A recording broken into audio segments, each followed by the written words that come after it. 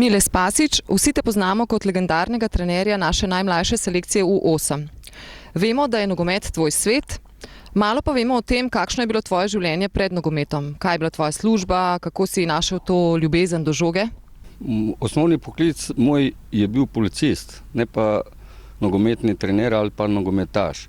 Kot trener sem pa začel bolj pozno oziroma tam nekje začetkom 90-ih let. Treniral si tudi že druge selekcije. Kaj je lažje, trenirati mlajše ali starejše nogometaše? Mislim, da je lažje z mladimi izhajati kot pa starejšimi, ne? Ker starejši imajo sami svoje probleme in včasih tudi ne mislijo nogomet, ker jim tudi punce hodijo po glavi pri teh letih, mlajši pa imajo samo v glavi nogomet. V nogometnem klubu Domžale si s srcem, to je nesporno. Vedno priskočiš na pomoč, kadar te rabimo. Kaj še vse počneš izven igrišča?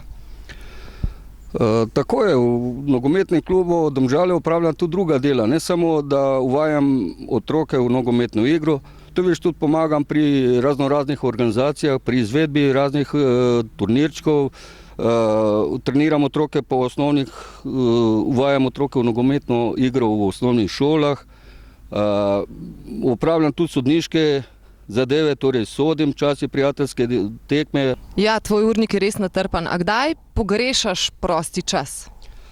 Ja, moram reči niti ne, ker v bistvu pogrešam nogomet. Kadar sem prost, pogrešam nogomet.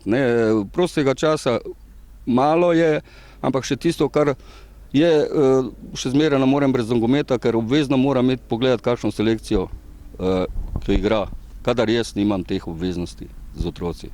Kako pa na to tvoje nogometno življenje gleda tvoja družina? Imaš sina, 2 hčerki, 4 vnuke, predvsem pa žena Majda. Ja, otroci so se odselili, 2 vnuka tudi sta vključena v nogomet, sicer na Gorenjskem igrata oba, sin ima 2 hčerki, majhni, niste še žena. Žena pa pravzaprav ni pojma imela o nogometu, dokler jo nisem sam vključil v nogometni klub oziroma v Domžale, ker je prvič pogledala tekmo in jo je toliko navdušilo, mislim, da je bila Crvena zvezda, je bila toliko navdušena, da po tisti tekmi je v bistvu ona bila iniciator našega obiska vseh članskih tekem po celi Sloveniji domžalskega nogometnega kluba. Ko gledam tele tvoje malčke, se mi zdi, da ima vsak neskončno energije. Ti jih imaš 29, se pravi, da imaš 29krat neskončno energije. Kako to krotiš, kako to uspeš? Ja, drži, res je. 29 otrok, 29 različnih karakterjev. Pri vsakem otroku moraš tudi različno reagirati. Ene moraš malo pobožati, potolažiti, dati mu motiva, zagnanost. Eni so pa že itak imajo preveč. Včasih jih te tudi treba kaznovati. Kaznujem pa seveda za otroke z najmilejšimi kazni. Torej med treningom, med vadbo jim dam kakšne počepe, kar ni za njih naporno. Če pa je še kakšna kazen, večkrat opozorim, če pa ne upošteva tega, pa tudi kaznujem iz igro. In to je največja kazen za otroke, če ne igra oziroma če ne trenira. Na turnirjih imaš običajno prijetne težave. Povej nam kaj več o tem. Če gremo na turnir, obvezno prijavim po 2 ekipi. In ponavadi naredim tako, da so enakomerne, torej enakovredne ekipi.